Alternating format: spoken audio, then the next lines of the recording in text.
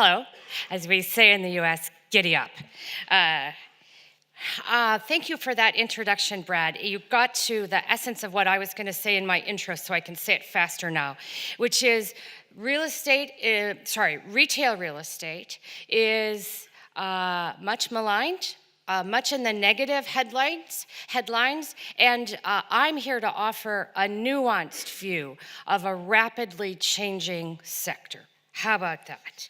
My credentials to do that, I cited grocery stores for a now defunct grocery store chain in Chicago early in my career. And in my 28 years at Heitman, I spent a chunk of that as the head retail research person. So retail's in my blood, and I'm the mother of an 18-year-old, and I manage millennials. So I'm seeing changes in how people think about how to shop. Most recently on the phone with my daughter yesterday, needs a new winter hat for unknown reasons, didn't even cross her mind to go to a store. Just saw it online and wanted to click. With that, let me introduce US retail to you. Quickly, there are 6 different retail formats in the US. Upper left is the largest, the regional and the super regional mall. There's 75,000 square meters or above. Typically 4 department store anchors, although that's changing as our numbers of department stores fall. Next in size is the Power Center. This is a creation of the mid-1980s. Their size, 23,000 square meters to about 56,000 square meters. They're open air versus the typical mall, which is enclosed, and they are often the home of the big box store, often with a discount orientation to the stores, offering convenience and value to US customers. I'll skip over High Street because you understand that well, and go to the Lifestyle Center, also a child of the 1980s, late 1980s. Regional malls were no longer in meaningful expansion mode.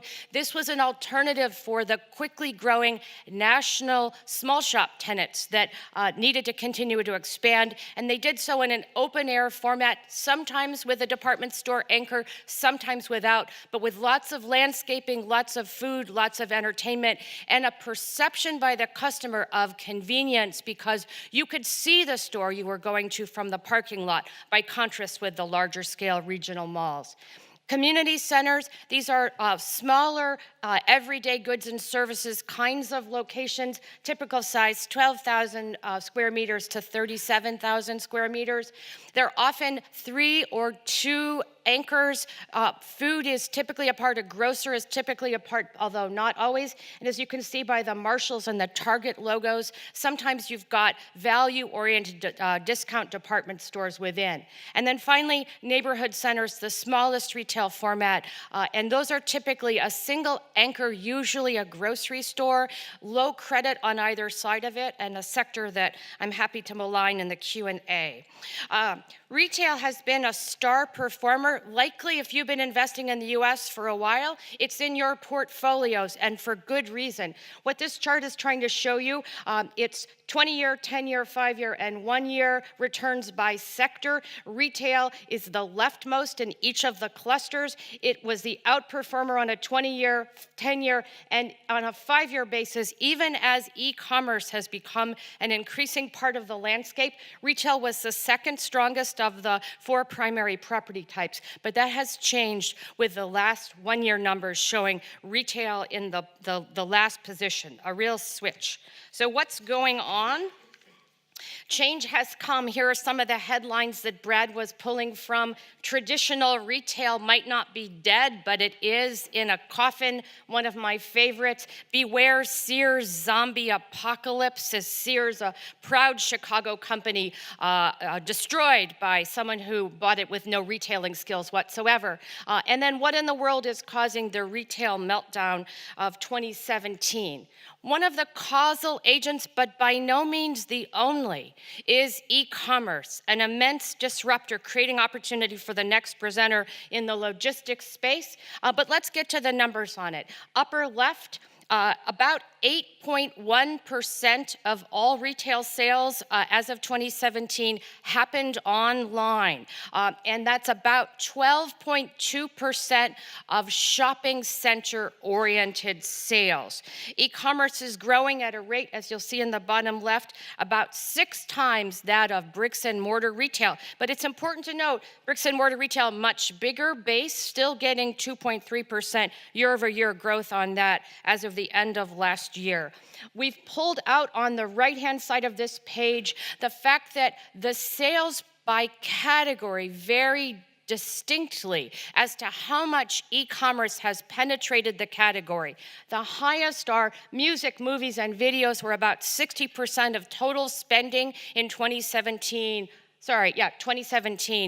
related to online sales in those categories. Books and music follows next. Look at the bottom, food and beverage, that's grocery stores and restaurants. They're only 4% penetration, of course. Home and garden, only 2%. And in the middle, apparel and accessories, only 15% penetration, because even with holograms online, I'm going to quote my colleague Jennifer Boss, who says, even with a hologram version of herself, no one could tell her online whether this makes her look fat. That banana bunch right there, I stole this from a presentation by the former logistics head for Amazon. He put this big bunch of bananas up on the screen and said, do you have any idea how hard it is for us to get those to you? I want to pick up my avocados. I like the ones that still have the stem in because they don't rot as quickly. I don't want my bananas to be bounced around in a truck coming to me. And increasingly, while grocery sales are going online, it remains a factor that they simply won't all go online. All right, e-commerce is one of the factors that's behind the decline in retail, but by no means is it the only factor. This chart on the left is showing the fact that the gray bars are those years since 1983 in which the amount of new supply of shopping center space outpaced that of demand. Hasn't been a factor in the last 8-9 years, as we've had very little expansion of US retail space, but look at the run-up to the global financial crisis, and look at the 1980s. 18 out of the past 35 years, we've had more supply built than we've had demand. All right, that's an issue for us, and it's led to what you see on the right-hand side of this page, which is the US has 23.5 million square feet per capita. Sorry, 23.5 square feet per, yeah, really? Whoa, sorry. Going too fast. 23.5 square feet per capita. That is double that of Australia. It's 4 times that of the UK and 10 times that of Germany. Note, though, this is shopping center space. I've labeled it as a retail, but it's shopping center space. In Germany, you don't have shopping center space in nearly the profusion that you have high street space, so this distorts it a little bit. But nonetheless, we are meaningfully oversupplied, or as one of my colleagues has said, under-demolished.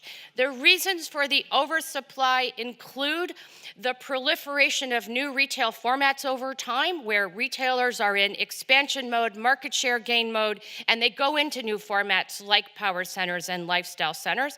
And then we have a taxing situation in the United States where municipalities and states compete with one another for tax dollars, particularly property tax dollars, and they do so by building competitive centers in their municipality, trying to steal from those in nearby municipalities. It's a bad system, and it's led to oversupply.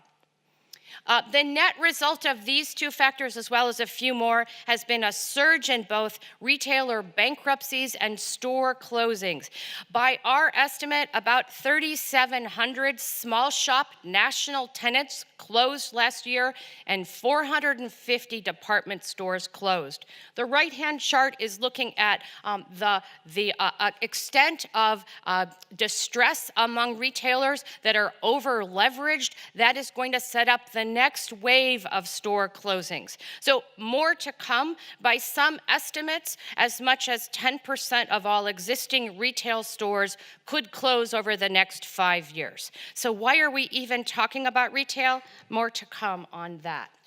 Physical retail is not dead. This is looking at retail sales for shopping center-oriented categories through the end of December 2017, when retail sales year over year rose by 4.3% in that critical time of the year. It is important to see where those retail sales are taking place and therefore which centers are healthy and which are not. So go with me on this rather complicated chart. We're showing you vacancy rate for all U.S. shopping centers, regional malls down to neighborhood centers. The purple line is the total vacancy for those centers in a period from prior to the global financial crisis, 2006, through 2017. Vacancy rose during the global financial crisis, 09, 010, but has come down to a relatively healthy 6.4%. But that needs to get deconstructed, and that's what we've done. The green line is centers with greater than 20% vacancy. You read that off the right-hand scale. Their average vacancy today, almost 50%. These are properties that will not be retail. In, you call it, 5 years, they will come out of the inventory. They're going to become climate-controlled self-storage. They'll become senior care homes. They'll become, some of them, they'll go back to soybean fields. They will be gone from the inventory, a meaningful matter for the future of retail. Meanwhile, look at the blue line, and you see these are the high-quality properties across retail formats in the U.S.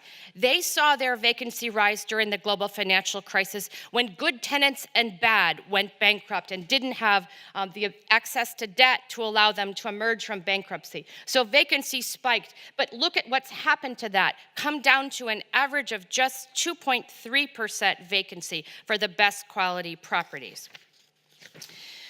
Strong categories of retail continue to add stores. This is led by the grocery sector. For those of you that think that the grocery sector is a safe way to invest in U.S. retail, be very cautious, because that's not going to be hurt particularly by e-commerce, but it will be hurt by the fact that you've got great grocers that are in expansion mode. It's a low margin business to begin with. Tread cautiously there. Meanwhile, off-price retailers, the second largest category, that includes Old Navy, Ross Dress for Less. These are the treasure hunt kind of retailers. They offer somebody like me an hour-long break in which I might leave with a treasure. It's physical stores that even my daughter, the click-and-go kid, would want to go to. Meanwhile, I should have pointed out that in the expansion of grocers in the U.S. over the last year, of course, Lidl has arrived on the East Coast of the United States, not doing so well immediately. We'll see how that plays out. Tesco was, am I right, Tesco? Was a failure in the U.S., so European concepts don't always translate perfectly, although Zara certainly has. Aldi, a long-established grocer in the United States, obviously come from Germany. So the best categories are continuing to expand, and where do they go? They go to those centers that have the lowest vacancy, because retail is the only sector where a particular retailer's business plan is affected by who's adjacent to them. They are willing to pay more to be proximate to a demand driver like Apple versus being in the dead mall across the street at a relatively low rent. The point of this chart is that even with those, let's call it 4,000 store closings that occurred in 2017, net store growth is outpacing, on a square foot basis, outpacing store closings. However, it's important to parse it out. So if you look at the right-hand column, you can see who's expanding on a net basis. Those are big box anchors and power and community center tenants. Who's declining? Mall specialty stores and mall anchors. Now, Amazon. I can't believe it's taken me this long to mention their name twice, but I'm going to mention it a few more times. First up, it's an expensive matter to deliver things online. What Amazon has had to do, not exclusively, but across many of its formats, is to offer the consumer free shipping and free returns.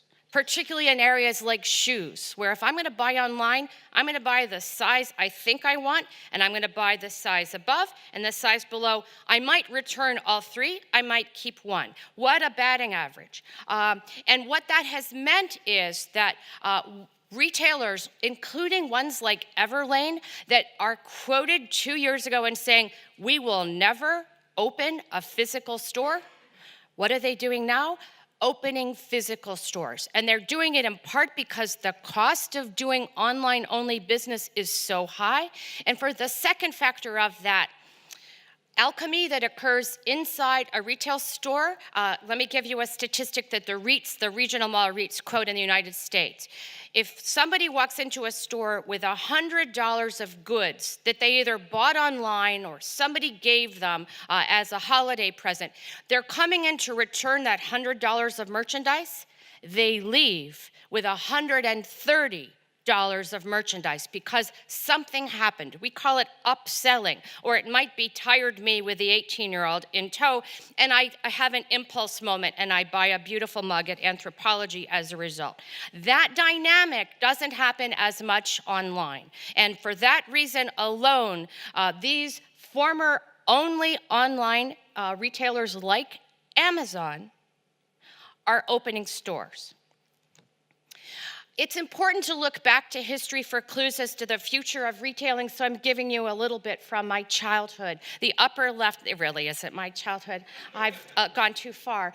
But once upon a time, if you went into a grocery store in the United States, there was a clerk to reach things that were shelved on very tall stacks, okay?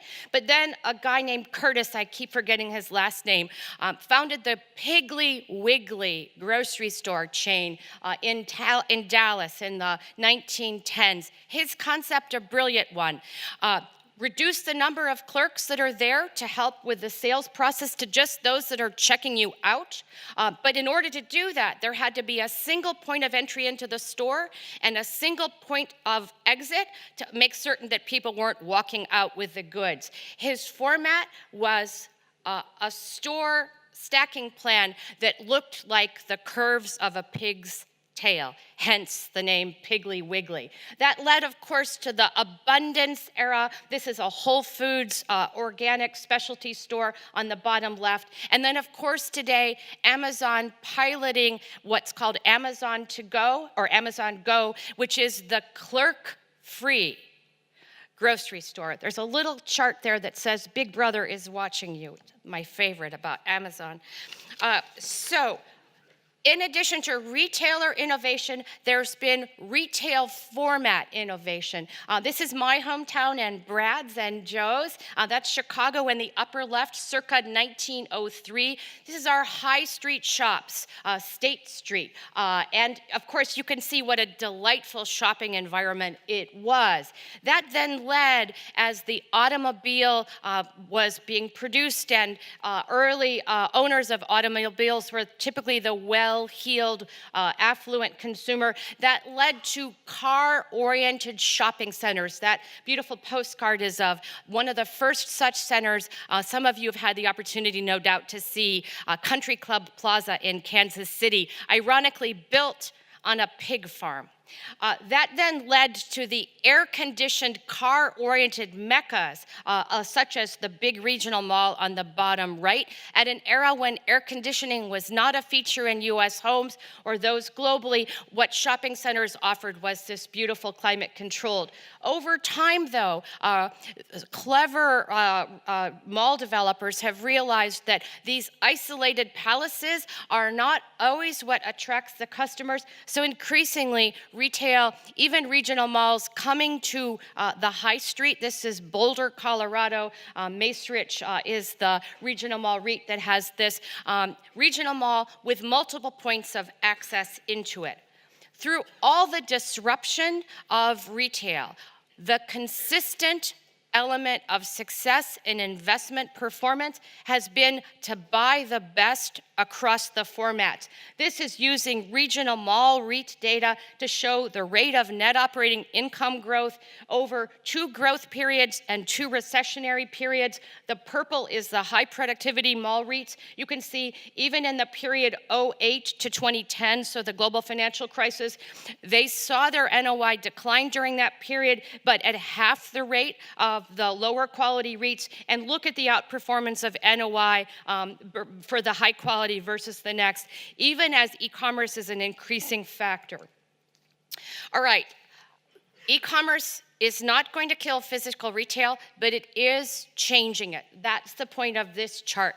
Margins are falling for both retailers and landlords. It means when you buy a center, and in fact, I'm going to jump to the final page. When you buy a center, be it a regional mall or other type of retail format, anticipate that the capital expenditures you'll need to keep it fresh are rising, and that will bring down the total return. Still an attractive return, particularly in an environment like today, where there are contrarian plays available as the market is treating retail to some extent with a broad brush and not recognizing the winners versus the losers. So opportunities there, but make sure you write the CapEx correctly.